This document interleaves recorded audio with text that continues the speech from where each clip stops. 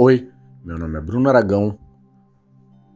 Hoje é dia 11/8/2025. Estou dando início à leitura da introdução do livro A Bola Não Entra Por Acaso, de Ferran Soriano.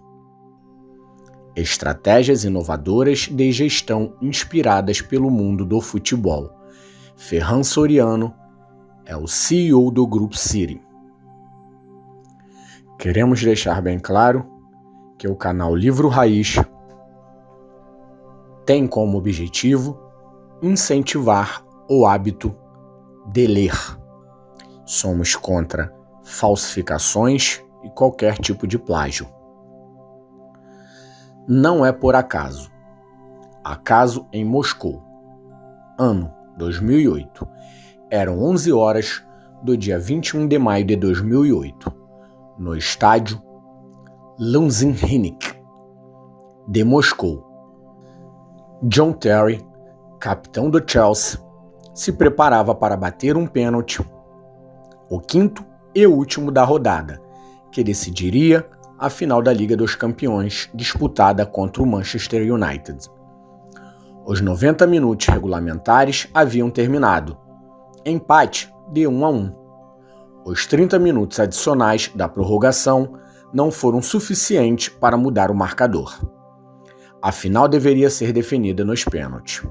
Quando John Terry foi do centro do campo até a área para fazer a cobrança, outros 9 já haviam chutado a bola para o gol antes dele. Agora era com John Terry.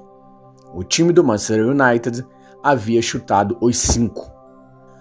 Marcara 4 e perdera 1, o do Cristiano Ronaldo. O Chelsea marcara os 4. O título da Liga dos Campeões estava nos pés de Terry. Para o Chelsea, o pênalti era importantíssimo. Aquela era a primeira final da Liga dos Campeões da sua história.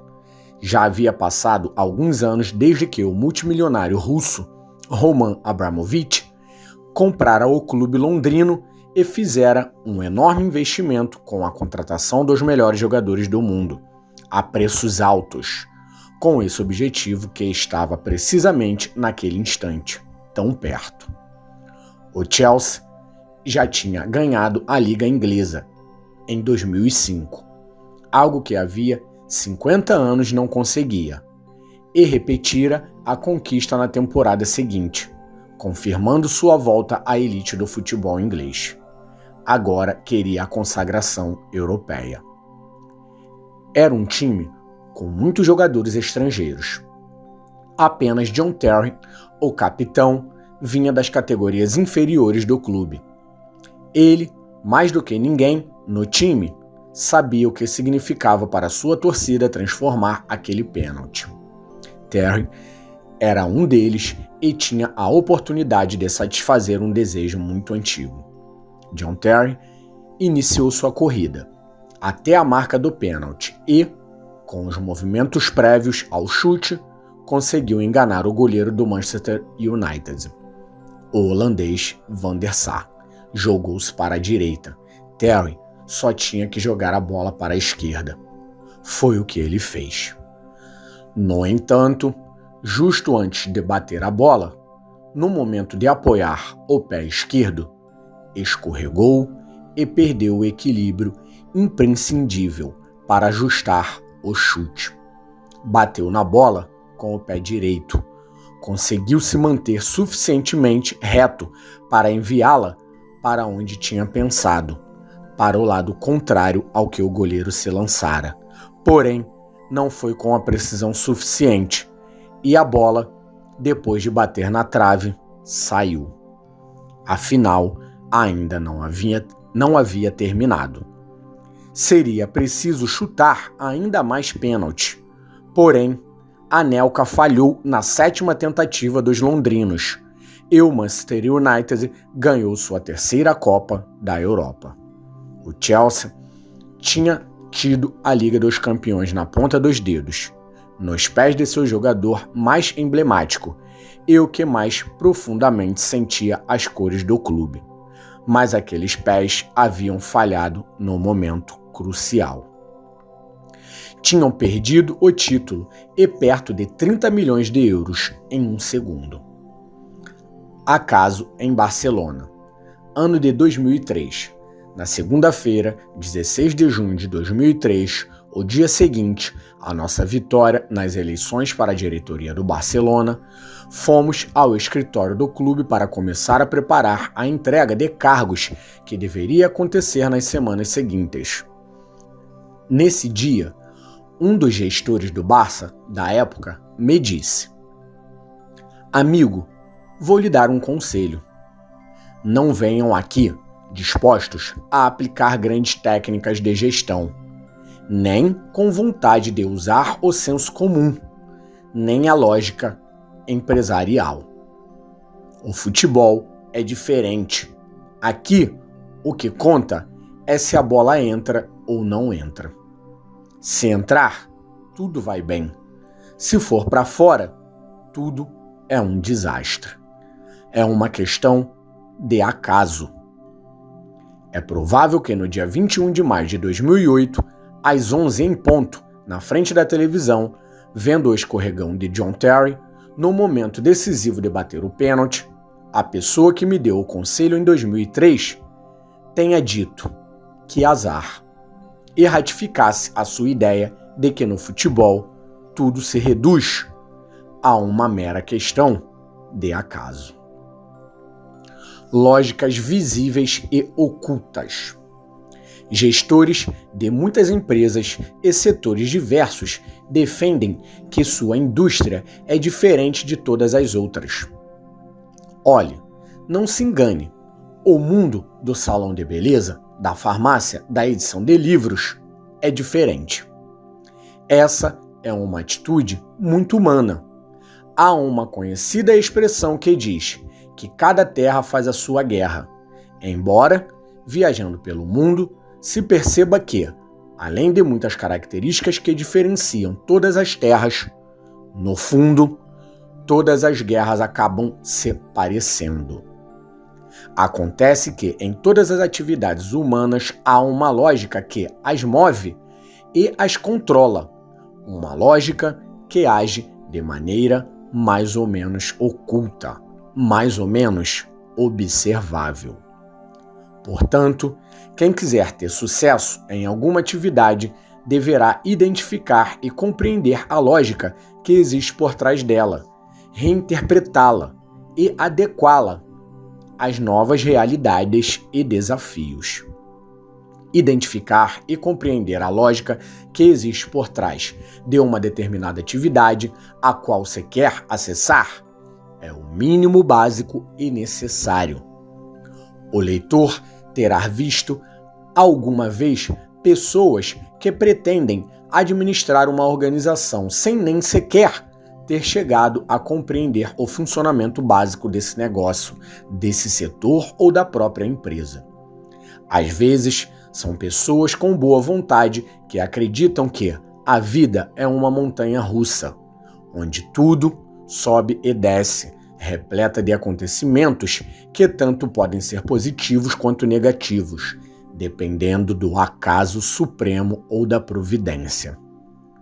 Uma vez, perguntei a um diretor do Barcelona que exercia o cargo na época em que 2 jogadores brasileiros muito jovens foram contratados. Eles eram praticamente desconhecidos e sem experiência no futebol europeu: Giovanni Deiberson e Fábio Rockenbach. Perguntei por que tinham sido contratados e por que pagaram por eles uma soma tão elevada, 18 e 12 milhões de euros respectivamente. A resposta foi: me disseram que Rockenbach era igual ao Niskens e que Giovanni era o novo Garrincha. Pensei que, depois de tantos erros como os que tínhamos cometido e tanto azar, alguma decisão tinha de sair bem, que era justo que tivéssemos sorte com alguma daquelas contratações. Ou seja, aparentemente o diretor havia decidido que o Barça devia gastar 30 milhões de euros com 2 jogadores jovens e desconhecidos, porque estava convencido de que, a providência devia ressarcir o clube por todos os erros infortúnios anteriores.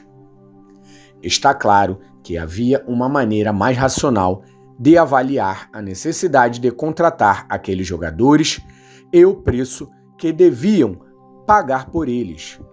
Uma maneira que não tem nada a ver com a sorte, o acaso ou uma suposta montanha-russa de acertos e erros dirigidas por um Deus caprichoso.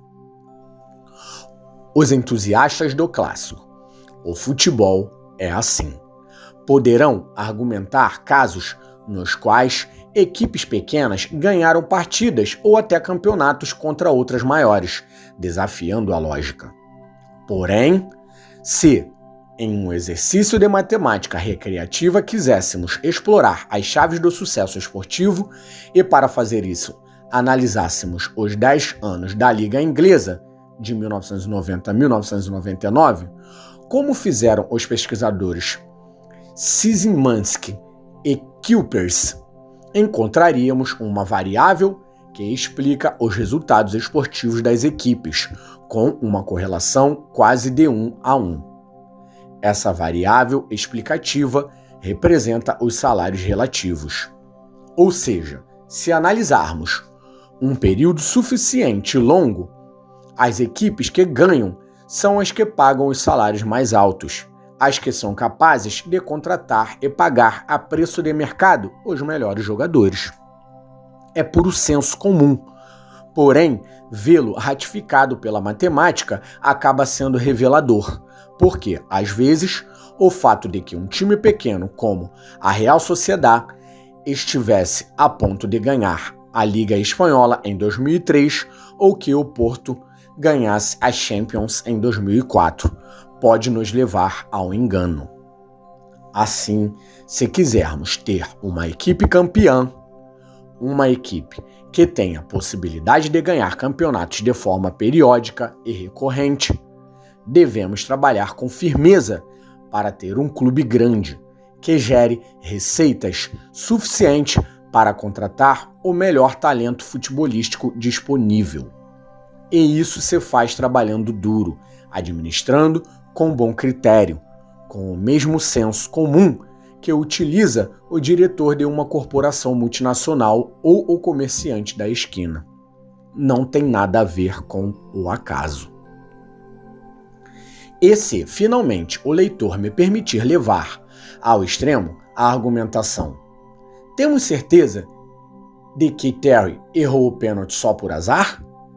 Pode haver por trás disso alguma lógica? Se você fosse o treinador do Chelsea, nessas circunstâncias de extrema pressão, teria decidido que o último pênalti, o decisivo, fosse chutado por um jogador que normalmente não cobra pênalti e quem, além disso, é quem leva a maior carga emocional do time, pois vem das divisões de base e é o capitão? Ou teria preferido que fosse chutado por um frio especialista? Reinterpretar a lógica para liderar. Entender a lógica de uma indústria ou qualquer outra atividade humana é imprescindível para participar dela com um mínimo de sucesso. Porém, se o que se quer é liderar e ganhar, estar à frente da concorrência, será necessário reinterpretar a lógica existente no momento, ser capaz de encontrar uma nova compreensão. Será preciso ir às raízes, às fontes, compreender bem a demanda, a oferta, os concorrentes e repensar tudo. As grandes inovações e os avanços nas indústrias acontecem quando alguém, observando e analisando a realidade de uma nova forma, é capaz de oferecer novos produtos e serviços ou iniciar novos modelos de negócio que respondam a uma nova compreensão da realidade. Não se trata de passar da lógica existente à montanha-russa do acaso. Trata-se de achar uma lógica nova. Também vimos casos nos quais essa lógica nova é procurada em um lugar totalmente errado. No futebol, é típico o caso de presidentes que tiveram sucesso em suas atividades empresariais chegarem a um clube de futebol com a ideia de impor exatamente a mesma lógica que funcionou para eles antes. Quase sempre se esquecem que o mundo da bola é muito diferente do mundo corporativo em geral. Quando não alcançam o sucesso, são os primeiros a dizer: acontece que isso aqui do futebol é diferente, não é lógico. Há uma lógica, sim, mas não é aquela na qual você acredita e não se deu muito ao trabalho de descobrir. Entre dois extremos, haverá clubes e empresas que entenderão o funcionamento básico de uma indústria, mas que não irão reinventá-la. Viverão na parte intermediária da tabela de classificação ou das cotas de mercado, rentabilizando sua capacidade de execução e copiando o que fazem os melhores. Porém, em um mundo tão competitivo quanto o nosso, quem ganha é aquele capaz de aplicar as novas compreensões da realidade com uma certa antecipação. Quem muda e se adapta antes de seus concorrentes. Ganham aqueles que são suficientemente analíticos para compreender a nova realidade e suficientemente hábeis e corajosos para colocar suas ideias em prática. Este livro foi pensado para compartilhar com o leitor um pouco da lógica do senso comum e das ferramentas de gestão que vi usar no mundo do futebol ao longo dos últimos anos. Algumas foram desenvolvidas com antecedência e aplicadas com sucesso no Barcelona. Outras, infelizmente, aprendemos tarde demais, por isso não chegamos aos resultados esperados. No entanto, este não é um manual que descreve todas as teorias, nem todas as ferramentas conhecidas. Tampouco é um livro de crônicas, nem de memórias, nem pretende distribuir medalhas a ninguém. Pretende descrever a lógica que foi utilizada na direção do Barcelona e de outros clubes de futebol, independentemente de estar escrita em algum manual. Pretende também explicar como essa lógica foi colocada em prática, os resultados que dela se obtiveram e por que tiveram precisamente esses resultados e não outros. Acho que, no final, e este, pelo menos, é o objetivo do livro, o leitor também acreditará, como eu, que a bola não entra por acaso. Que é preciso trabalhar muito, utilizar o sentido comum e todas as ferramentas de gestão disponíveis para chegar à final da Liga dos Campeões, mesmo que seja para que o responsável de bater o pênalti decisivo escorregue exatamente antes de chutar a bola e acertar a trave. O terreno de jogo. Em que negócio você está? No futebol, o campo de jogo, suas características e condições podem ter influência decisiva no resultado de uma partida. Em uma mesma regulamentação geral básica, todos os campos de jogo são diferentes. Há alguns mais estreitos que outros, ou mais longos, ou que têm o público distante por uma pista de atletismo, ou estão bem ao lado, além de ser preciso contar com as condições do clima que alteram o estado do gramado. São aspectos que têm sua influência. Simbolicamente, as empresas falam de seus mercados e indústrias como o terreno de jogo no qual concorrerão para ganhar ou perder. A indústria, esse terreno de jogo simbólico, estará configurada pelo tamanho do mercado, pela demanda, pela oferta de produtos e seus substitutos pelos concorrentes atuais e potenciais, pelas rentabilidades geralmente obtidas, etc. Para um empresário, poder escolher o terreno de jogo no qual quer jogar, a indústria na qual quer concorrer, é crítico, porém será quase sempre um privilégio, pois, muitas vezes, não poderemos escolher. Teremos de nos conformar em conhecer o terreno de jogo no qual devemos jogar, em detalhe e profundidade. A indústria. Escolher uma floresta. Nas escolas de administração de empresas, quando se perguntam aos estudantes como organizariam uma expedição a uma floresta no século XVIII, normalmente eles respondem desenhando estruturas em forma de pirâmide, situando no topo o chefe da expedição e na base as pessoas que carregam todo o material. No meio, localizados hierarquicamente, estão todas as pessoas que imaginamos devem fazer parte de uma expedição desse tipo. 2 pontos.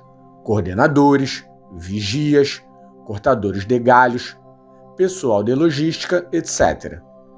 Mas a maioria dos estudantes costumam se esquecer da pessoa mais importante da expedição e ignora a decisão mais transcendente para que essa empreitada tenha sentido e sucesso.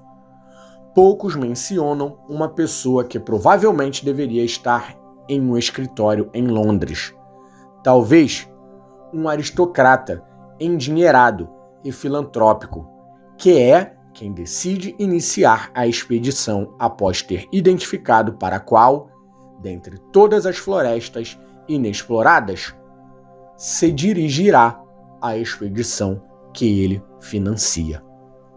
Quem escolhe a floresta toma a resolução mais decisiva para o sucesso da expedição. A orografia da região, a riqueza do subsolo, a agressividade dos nativos, a climatologia, a fauna. De tudo isso depende, em grande medida, o sucesso da missão e a vida dos expedicionários. De maneira análoga, nos negócios, decidir qual é a floresta que se quer explorar, em que indústria se quer concorrer, é a primeira decisão e a de mais transcendência.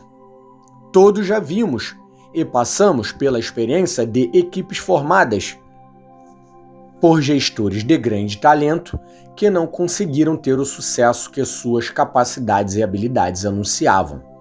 E, ao contrário, pessoas muito menos preparadas se transformam em gestores de sucesso extraordinário e surpreendente que nunca teríamos prognosticado. Quase sempre, a principal razão para explicar esse comportamento aparentemente contraditório entre os resultados e a preparação encontra-se na floresta que se decide explorar. Mercados pequenos, saturados e muito competitivos, ou até grandes, em crescimento e ou concorrentes mais fracos. Claro que não podemos escolher sempre a floresta que gostaríamos de explorar. Muitas vezes é preciso jogar no terreno que existe e nas condições em que nos encontramos, ainda que seja de lama e chuva. No entanto, o único trabalho do qual nunca devemos nos poupar é o de fazer o esforço de conhecer o campo e compreendê-lo em todos os seus detalhes, com a máxima profundidade. Devemos compreender os clientes potenciais, as necessidades que queremos cobrir, contra quem concorremos e como, qual é o tamanho do mercado atual e futuro, com que fornecedores poderemos contar e que normas teremos de respeitar. Esse trabalho também vale para as pessoas que, como nós, no verão de 2003, quando nos elegemos diretores do Barcelona, querem dirigir um clube e explorar a floresta do futebol. Não medimos esforços para entender e compreender as leis, mais ou menos lógicas, que regulamentam seu funcionamento. Ao contrário, foi a base sobre a qual construímos todo o plano estratégico e o programa de trabalho. Que produto você vende? Provavelmente, a pergunta acima parece ter uma resposta bastante óbvia, mas não é assim. É importantíssimo que aquele que trabalha em uma empresa ou tem um negócio faça a si mesmo essa pergunta de maneira profunda e periodicamente. Uma das máximas mais repetidas no mundo do esporte diz que o mais difícil não é ficar entre os melhores, mas manter-se entre eles. Se no esporte o fato de se manter no topo depende, em boa parte, da capacidade de continuar se sacrificando, para uma empresa, essa necessidade de sacrifício equivale ao esforço de se adaptar constantemente às circunstâncias voláteis do mercado e às demandas dos clientes, compreendendo em profundidade o que eles querem. E não no sentido de que produto compram, mas que necessidade última satisfazem. Sempre tive fascinação pela história das réguas de cálculo, apesar de nunca ter utilizado nenhuma. Meu pai, sim, usou-as muito. Eram ferramentas impressionantes, de precisão admirável, equiparável à de um relógio. Eram parecidas com as réguas de plástico atuais, com partes móveis, que serviam para fazer com aproximação suficiente cálculos simples e complexos. A maioria das empresas fabricantes era suíça. Pois bem, em 1972, Hewlett-Packard lançou no mercado a primeira calculadora eletrônica científica, a HP-35. E, a partir desse momento, não só diminuiu a venda de réguas de cálculo, uma consequência que seria inevitável, como também aconteceu algo mais significativo. Em 1980, apenas 8 anos depois, todos os fabricantes de réguas de cálculo tinham deixado sua produção e estavam fora do negócio. Esses fabricantes não foram obrigados a fechar o negócio, porque outras empresas começaram a fazer réguas de cálculo melhores. O fato é que não chegaram a compreender o que vendiam e não souberam se adaptar às mudanças que aconteciam em seu mercado. Se tivessem observado o mercado com antecedência suficiente, talvez tivessem conseguido se adaptar à mudança tecnológica que estava em operação e desenvolvido calculadoras eletrônicas. Na Chicago, dos anos 1920, funcionava uma empresa grande e próspera, a Jefferson Ice Company, fundada em 1865, que se dedicava à fabricação e distribuição de gelo. A empresa conhecia bem seu produto e foi capaz de elaborar o gelo primeiro com água natural e depois com a água chamada artificial, mais refinada e segura para o consumo. Tinha uma gama de produtos muito ampla, gelo de todos os tamanhos e texturas imagináveis e um sistema de distribuição de grande capilaridade, que era a base de seu sucesso empresarial. A Jefferson Ice Company inventou o primeiro cubinho de gelo em 1933. O negócio começou a declinar nos anos 1940, com a popularização das geladeiras elétricas. A Jefferson entendeu que a empresa vendia frio, não gelo, mas não se atreveu a entrar no ramo da fabricação de geladeiras. No entanto, pensou que o que vendia era a distribuição de boa temperatura nas casas e, com o negócio de distribuição de gelo, abriu uma divisão de distribuição de combustível e carvão para calefatores. Mais tarde, uma empresa de instalação de ar-condicionado. Tempos depois, nos anos 1980, o auge das lojas de conveniência e dos supermercados fez crescer de novo o negócio da distribuição de gelo. E a Jefferson aproveitou a oportunidade. A Jefferson Ice Company existe até hoje em Chicago. Em todos os mercados, em um momento ou outro, acontecem percalços que fazem tremer os parâmetros existentes. Frequentemente, são tecnológicos, mas podem acontecer também por mudanças culturais, sociais ou de regulamentação. É provável que, em muitos sentidos, este seja um desafio mais difícil de superar e o que marque a fronteira entre as empresas que sabem se adaptar às mudanças e conseguem se manter daquelas que não sabem ou não podem seguir as mudanças e acabam sucumbindo. É nesse ponto que se deve fazer o maior esforço para saber de verdade o que você vende. Qual é a necessidade última que está satisfazendo? Em sentido amplo, os clubes esportivos fornecem entretenimento a seus torcedores e ao público em geral.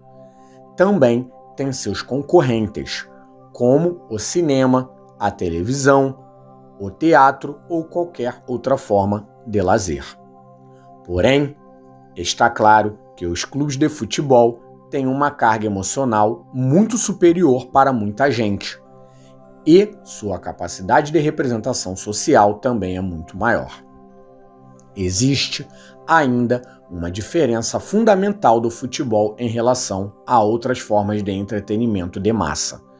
Os torcedores querem ganhar antes de se divertir, ou, dizendo de outra forma, querem ganhar primeiro e se divertir depois. Alguns, se o time perde, deixam de jantar. Circunstância essa que não acontece com o espectador de um grande teatro, se um tenor, na área final, não consegue terminar de dar o dó de peito.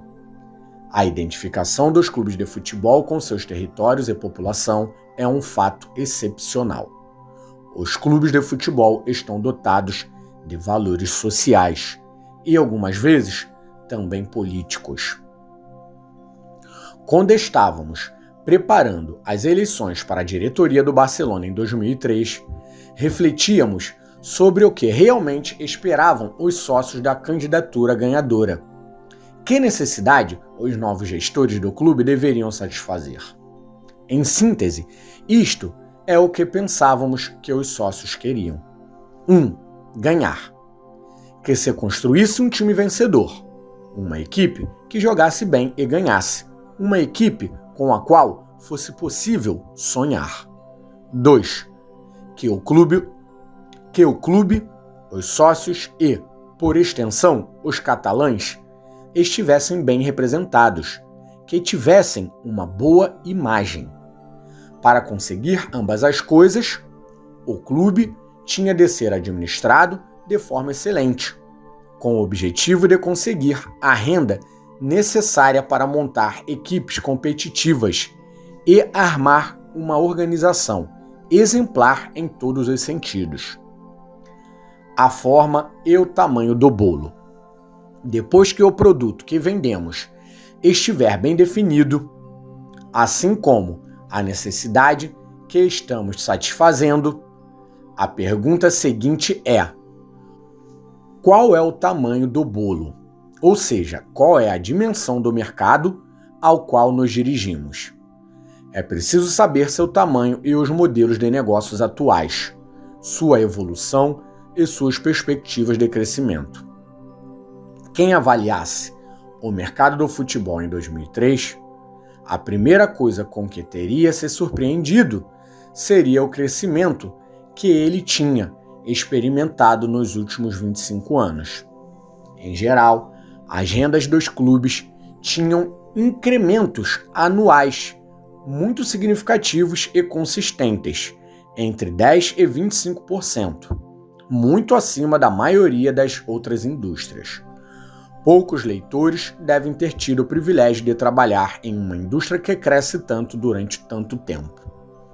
A pergunta sobre qual é a melhor liga do mundo pode se responder de muitas maneiras, segundo as preferências de cada torcedor. Mas do ponto de vista econômico, só há uma resposta correta. A Liga Inglesa é a maior do mercado futebolístico do mundo, com uma dimensão que é o dobro da dos outros 4 grandes mercados: Espanha, Itália, Alemanha e França. Esse crescimento extraordinário acarretou também uma mudança substancial no modelo de negócio que pode ser observado na evolução experimentada pela estrutura de renda dos clubes. Nos anos 1980, a televisão já começava a levar o futebol para todas as partes. Ele começava a se transformar em um esporte global. Os clubes começavam a transcender seus mercados locais. No entanto, ainda se tratava de um estágio muito inicial. Para todos os clubes, o grosso da renda provinha da venda de carteirinhas e passes a sócios e dos ingressos de torcedores em geral. Para encontrar um setor suficientemente parecido, diríamos que, naqueles anos, o modelo de negócio do futebol se aproximava ao do circo, um espetáculo local no qual a renda vinha dos espectadores que iam ver o show ao vivo. Esse modelo esteve vigente até os anos 1990. A mudança produziu-se quando foi quebrado o monopólio das televisões públicas. A chegada das redes privadas teve como efeito imediato a briga pelos direitos de transmissões das partidas. A captação de recursos disparou e os direitos de televisão passaram a ser uma fonte de renda dos clubes progressivamente mais importante que a venda de ingressos ou passes. A gestão dos direitos audiovisuais se transformou em parte fundamental do negócio do futebol. O surgimento das televisões privadas gerou muito mais captação de recursos aos clubes. A todos, em geral, não só aos maiores. As circunstâncias fizeram com que aquela injeção de dinheiro coincidisse no tempo com uma sentença judicial que aboliu as fronteiras do futebol europeu. A sentença do caso Bosman, jogador modesto de um clube belga que brigou pela livre circulação de trabalhadores na União Europeia para não ser considerado estrangeiro em nenhum dos seus Estados-membros, criou uma comoção no mercado. Os clubes tinham mais dinheiro e mais jogadores para contratar. As leis da oferta e da procura, segundo as quais uma maior oferta se segue em preços mais baixos, não se cumpriram, precisamente, pois os clubes, com os bolsos cheios, lançaram-se no mercado e geraram inflação de preços nas transferências e nos salários. A indústria do futebol ainda sofre os efeitos daquela bolha, que começou a inchar a partir de meados dos anos 1990. As transferências dos jogadores cresceram exponencialmente. Os salários também, pois se transformaram na isca principal para conseguir que os jogadores quisessem mudar de time. Desde então, é raro o jogador que começa e termina sua carreira esportista no clube de toda a sua vida. A corrida para a ascensão feita pelos clubes gerou problemas econômicos e financeiros para os que atuaram com muito entusiasmo. Porque essa é uma característica singular do futebol. A maioria da mais-valia obtida foi para os jogadores, os trabalhadores, e não para os clubes, as empresas. A crise tornou-se inevitável. Na Espanha, o governo precisou intervir. A reconversão do futebol acarretou uma mudança de modelo associativo, com a transformação da maioria dos clubes em sociedades anônimas esportivas. Das equipes da primeira divisão, só o Barcelona, o Real Madrid, o Athletic de Bilbao e o Osasuna se eximiram desse passo graças à apresentação de contas saneadas. E desde então, a diretoria de cada clube passou a ser responsável pela perda patrimonial que ocorresse em sua gestão. Com a chegada do século XXI, para enfrentar as necessidades econômicas crescentes, os clubes, em especial os maiores e mais globalizados, foram gerando uma terceira fonte de renda, o marketing. Trata-se, basicamente, das rendas que os clubes recebem de seus patrocinadores, do merchandising e das turnês e partidas amistosas que jogam, geralmente em cidades e países distintas das cidades em que os clubes estão localizados. Hoje, a estrutura de renda dos grandes clubes de futebol se distribui em 3/3, aproximadamente, entre a venda de ingressos e passes aos estádios, os direitos audiovisuais e o marketing. A tendência aponta para um peso cada vez maior das duas últimas fontes. O crescimento da terceira fonte de renda culmina em uma mudança de modelo fundamental que transforma o negócio dos clubes de futebol em um negócio de entretenimento global.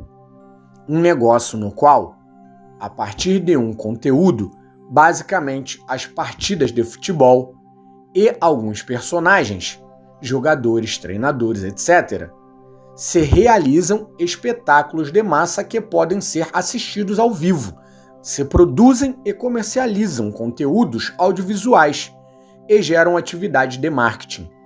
É nesse ponto que um grande clube de futebol já não se parece com um circo local, mas com uma empresa global de entretenimento, como, por exemplo, a Walt Disney. De fato, a Disney utiliza seus personagens Mickey Mouse, por exemplo, para produzir conteúdos audiovisuais, vender camisas ou parques temáticos. O Manchester United não tem o Mickey Mouse, mas tinha o David Beckham, com o qual vendeu muitos programas de televisão, partidas, camisas e bonés, e transformou o estádio de Old Trafford em um lucrativo parque temático. O negócio é global, porque o futebol se transformou no esporte mais universal, com áreas de rápido crescimento na Ásia e nos Estados Unidos. Onde não há presença de clubes locais que possam concorrer com os líderes das principais ligas europeias, constitui, por isso, uma oportunidade para que os grandes clubes europeus se transformem em marcas globais. Agora, o terreno de jogo já não é exclusivamente as cidades dos grandes clubes europeus, seus sócios e torcedores, mas uma grande massa de adolescentes e torcedores de todas as idades, sem afiliação a times locais, que são compradores potenciais de camisas ou de partidas televisionadas e que se localizam em cidades tão distantes quanto Tóquio, Toronto ou Xangai. Foi a partir dessa evolução e desse ambiente que, em 2003, chegamos à conclusão de que na indústria do futebol estava começando a surgir uma brecha entre os clubes que se tornam fornecedores de entretenimento, com marcas de alcance global, e os outros clubes que ficam circunscritos a mercados mais locais. Os primeiros poderão continuar crescendo, contratando os melhores jogadores, ganhando campeonatos e obtendo mais renda, o que permitirá, novamente, contratar os melhores para ganhar outra vez. É o círculo que definimos, então, como círculo virtuoso. Ao contrário, os clubes que não conseguirem continuar nesse ritmo terão muito menos possibilidade de ganhar e deverão concorrer em mercados menores. Nesse contexto que se desenha, cada clube deve escolher em que mercado quer jogar. Se a escolha for voluntária, ficar no mercado local não tem por que ser negativo. Ao contrário, cada um deve estar consciente de quais são seus valores, qual espaço pode atingir e não querer ir além.